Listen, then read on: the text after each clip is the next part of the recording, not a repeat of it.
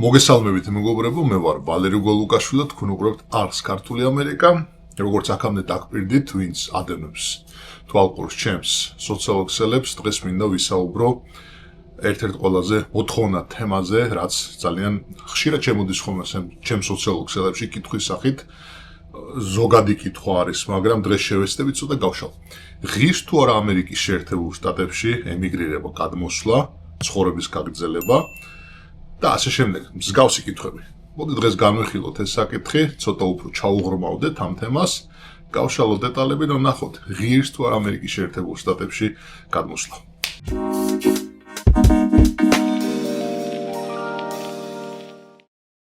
პირველ რიგში რაც არის აღსანიშნავი, მოტივი ამერიკის შეერთებულ შტატებში გადმოსვლის, უნდა მოვახდინოთ იდენტიფიცირება, თუ რა მიზეზით ცდილობს ადამიანი სხვა ქვეყანაში ემიგრირებას და შემდეგ უკვე ამ საკითხის მიხედვით გადაწყვეტილების მიღება ღირს თუ არა. კონკრეტულად ამერიკის შეერთებულ შტატებში ძირითადად როგორც წესი ადამიანი გადმოდის, ფიქრობს რომ გადმოვიდეს ფინანსური კეთილდღეობის გამო, გასაუმჯობესებლად თავისი ფინანსების. მეორე საკითხი არის, როდესაც ადამიანი უკვე ცდილობს სხვა პოლიტიკურ გარემოში მოხდეს, როგორც არის მაგალითად ადამიანის უფლებები, როგორც არის სამართლიანი სასამართლო, როგორც არის უკეთესი განათლება, უკეთესი ჯანდაცვა და ასე შემდეგ. ეს სოციალური მხარე მეორე საკითხი არის. მესამე საკითხი არის, როგორც წესი დროებითი, სასწავლებლად გადმოსვლა, ან გაცვლითი პროგრამების გამოყენება იმისათვის, რომ კვალიფიკაცია აიმაღლოს ადამიანმა და შემდეგ უკვე საკუთარ ქვეყანაში საიდანაც ჩამოვიდა, შეძლოს უკვე გაგრძელება თავისი მოღვაწეობის, აც უკვე მიღებული განათლება პრაქტიკით, გაუმჯობესებული ცოდნით. პირველ რიგში მოდი დავიწყოთ იქიდან, თუ რას უნდა ელოდეს ადამიანი, თუ კი ადამიანის ძირითადი მოტივი არის ფინანსური კეთილდღეობა. როგორც წესი, ვინცაც დიდი შეხება ამერიკის შეერთებულ შტატებთან არ აქვს, წარმოდგენა აქვს ისეთი, რომ ამერიკის შეერთებულ შტატებში აუცილებლად მოხვედრილი შემთხვევაში განსაკუთრებულად კარგ ცხოვრებას დაიწყებს ძალიან მოკლე დროში. არის შეცდომა. და რატომ არის შეცდომა? ძალიან ბევრ ფაქტორებზე არის დამოკიდებული და ასევე კარგი ცხოვრების განსაზღვრა არის როგორც წესი პირობითი. ვიღაცისთვის რაღაც შეიძლება იყოს რაღაც დონეზე ცხოვრება, კაი ცხოვრება, ვიღაცთვის საშუალო, ან ვიღაცთვის შეიძლება დაბალი. მაგრამ ჩვენ მოდი ზოგად ჩარჩოებში ჩავჯდეთ.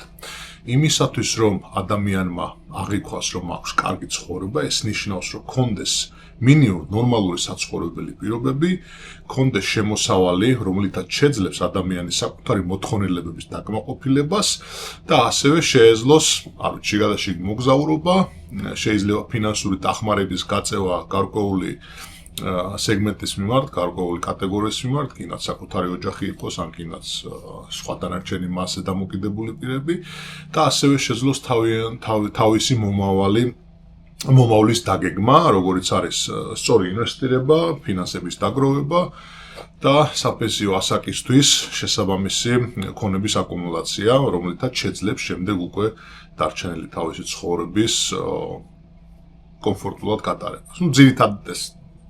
ძირითადი მიმართულებებით, თორემ სხვადასხვა მიმართულებით შეიძლება ადამიანმა გადაწყვეტოს ცხოვრება და ასევე დაუწევს კარგი ცხოვრება. იმისათვის, რომ ამერიკის შეერთებულ შტატებში მოხვედრილ ადამიანს შეეძლოს ამ ყველაფრისთვის გამკლავება და მიიღოს ყველა ის კომფორტი, რასაც შეიძლება რომ ეს ქვეყანა თავაზობდეს, ამისთვის არის საჭირო უნარები. მოდით ახლა გადავიდეთ პირველ პუნქტზე. უნარები. რას გულისხმობ? ადამიანის დიდი ნაწილი, ვინ საქართველოდან ემიგრირებს ამერიკის შეერთებულ შტატებში, აქვს ერთ-ერთი ყველაზე დიდი პრობლემა. ენის ბარიერი. ინგლისურად ვერ საუბრობენ, ან ძალიან ცუდად საუბრობენ. მეორე დიდი პრობლემა ეს არის არსებული ლეგალური სტატუსის მოპოვება, ოფიციალურად ამერიკის შეერთებულ შტატებში მუშაობის და ცხოვრების უფლება. ამას მოყობა შემდეგ უკვე შეზღუდული გარემო, შეზღუდული არჩევანი მიმართულებით, რა მიმართულებაც შეიძლება ადამიანი განვითარდეს.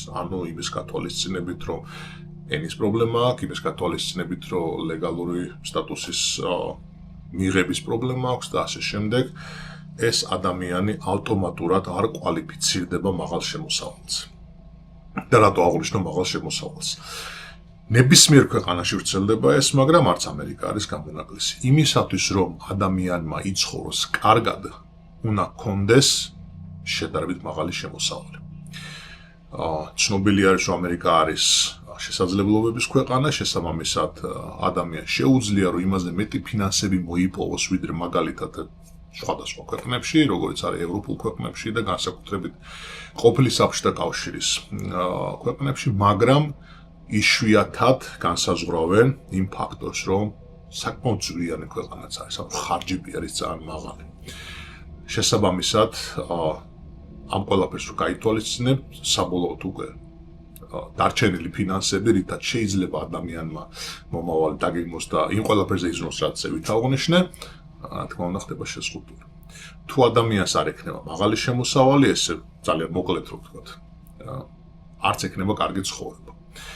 ახლა მოდი შევეხოთ იმ კატეგორია ადამიანებს, ვინც ჩამოდის შეერთებულ შტატებში და ეს უნარები არ გააჩნია.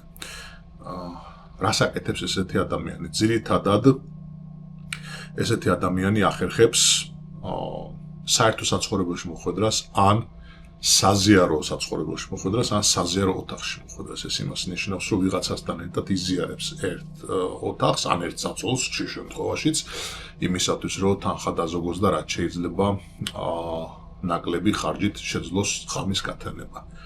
უკვე აღარ ჭდება ხო კომფორტულ ცხოვრებას. ასევე ესეთი ადამიანი ცდილობს მაქსიმალურად ყოველდღიურად მოახდინოს ანგარიშის გაწევა თუ რითი იკვებება, თუ რას ჩაიცმევს და საწავა შესაბამისად დაშეულია თავისი გრაფიკის კონტროლი. ძალიან შორს არის ესეთი ადამიანი კომფორტისგან. ასევე ძალიან უჭირს ამ ადამიანს გარდა საკუთარი თავის უზრუნველყოფისა, ასევე მის გარშემო არსებული ოჯახის წევრების ხშირ შემთხვევაში, რომელიც საქართველოში ან სხვა ქვეყნებში არიან დარჩენილი, მათი ფინანსური ხარდაჭერა მინიმუმ ძალიან რთული ხდება და იმის ფასად, რომ აქ არსებული ეს უკვე გარკვეული პრობლემატური მდგომარეობა კიდევ უფრო უარესდება. ციფრებში რო გადავიყვანოთ დაახლოებით, როდესაც ადამიანი ჩამოდის ამ ყველაფრის გარეშე, ენის ბარიერი გააჩნია, შეიძლება არ ქონდეს სამუშაო უფლება, შესაბამისად არაკვალიფიციურ სამსახურებში ეს შავად მუშაობს.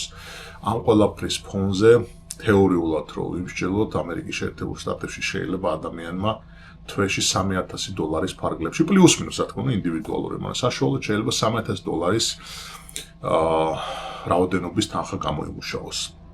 ვინც საქართველოდან უყურებს ახლა ამ ვიდეოს, იტყვის, რომ და შემეკითხებოდა ლეგიტიმური კითხვაც ექნება $3,000 ვალერი, დაფიქრდით, ცუდი თანხაა? არა.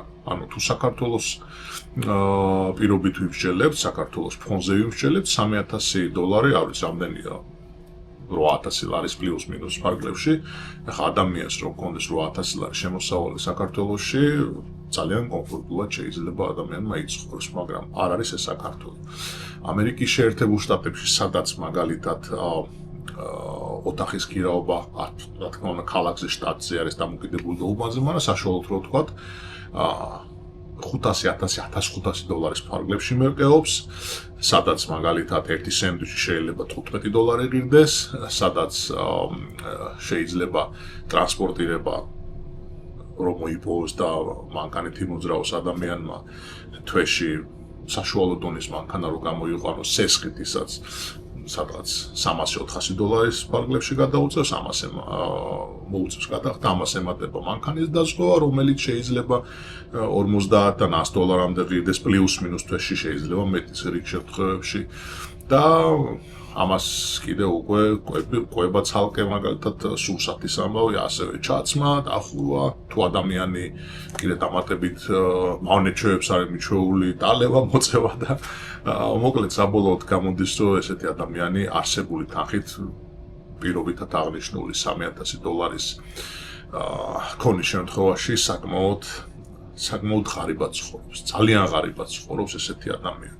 ამიტომ ისეთი პიროვნება, ვინც ფინანსების გასაუმჯობესებლად არის მხოლოდ ჩამოსული და უნარები არ გააჩნია, არ იცის ენა, არ აქვს პროფესია, შესაბამისად შეიძლება საბუთების მიმართაც ქონდეს პრობლემა, ესეთი ადამიანის აქ ყოფნა, ჩემი გადმოსახედიდან პირადად გაუმართლებელია იმიტომ რომ შეიძლება ამაზე უკეთესი პირობები ქონდეს იმ ქვეყანაში, რომელი ქვეყანაც მოდის, მაგრამ უფრო კომფორტულად იგრძნოს თავი იმის გამო, რომ უცხო გარემოში არ იქნება, ენის პრობლემა არ ექნება და საკუთარ ოჯახთან ერთად თავის მეგობრების გარემოცვაში იქნება და სავარაუდოდ უფრო მეტი შანსი ექნება ადეკვატური სამსახურის შოვნის ადგილზე დამაკმაყოფილებელი ხარჯების გათვალისწინებით, ვიდრე მაგალითად შეიძლება ოკეანეს აკეთ სხვა კონტინენტზე ცხოვრობდეს.